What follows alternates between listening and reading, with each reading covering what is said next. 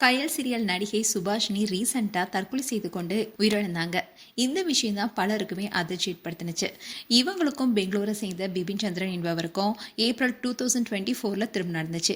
இவங்களுக்கு திருமணம் நடந்து இன்னும் 2 வருடம் கூட முழுமையடையல. இப்படி இருக்க சொல்லதான் சுபாஷினி போன வாரம் ஞாயிற்றுக்கிழமை ஷூட்டிங் எல்லாம் முடிச்சுட்டு நைட்டு அவங்களுடைய கணவர் பிபினுடன் வீடியோ காலில் பேசியிருக்காங்க. அந்த சமயத்தில் சண்டை ஏற்பட்டதாகவும் இதனால தான் தற்கொலை செய்து கொண்டதாகவும் சொல்லப்பட்டுச்சு. ஆனால் சுபாஷினியுடைய கணவர் பிபின் ஒரு போஸ்ட் போட்டிருக்காரு.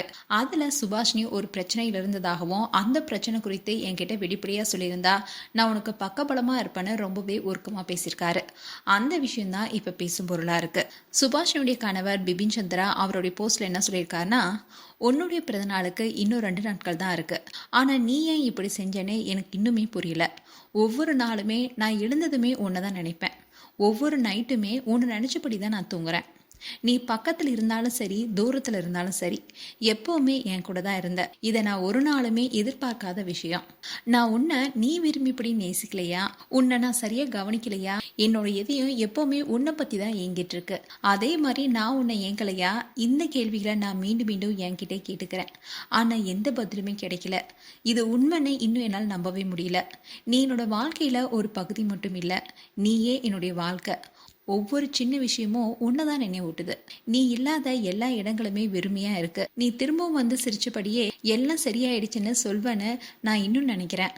ஆனா அந்த அமைதி ரொம்பவே வேதனையா இருக்கு. நம்ம பல திட்டங்களை வச்சிருந்தோம். உன்னுடைய பிறந்தநாள், நம்மளுடைய எதிர்காலம், நாம சில நினைச்ச இடம், இப்போ இது எல்லாமே நடுவில் நிறுத்தப்பட்ட ஒரு கதை மாதிரி தோணுது. நீ சந்திச்ச பிரச்சனைய என்கிட்ட பகிர்ந்திருக்கலாமே. உன்னை அணைச்சிக்கிட்டு உனக்கு ஆதரவா இருக்க எனக்கு ஒரு வாய்ப்பு கொடுத்திருக்கலாமே. உன்னை இழக்காம இருக்க நான் எதையும் செஞ்சிருப்பேன். நீ இல்லாம நான் எப்படி வாழ்றதுனே தெரியல. இந்த வழியை எப்படி சமாளிக்கிறதுன்னு தெரியல.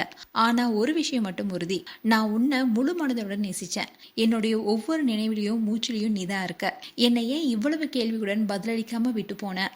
வார்த்தைகளால சொல்ல முடியாத அளவுக்கு நான் உன்னை ரொம்பவே நினைக்கிறேன்னு ரொம்பவே உருக்கமா போஸ்ட் போட்டிருந்தாரு.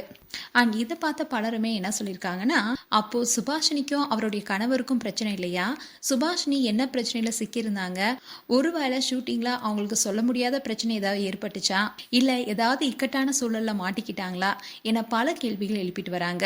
மேலும் சுபாஷினி குறித்து உங்களுடைய கருத்துக்களை கமெண்ட் செக்ஷன் சொல்லுங்க. இது போன்ற வீடியோஸை பார்க்க நியூஸ் தமிழ் கிட்ஸ் சேனலை சப்ஸ்கிரைப் பண்ணுங்க. மறக்காம நோட்டிஃபிகேஷன் பட்டனை கிளிக் பண்ணுங்க.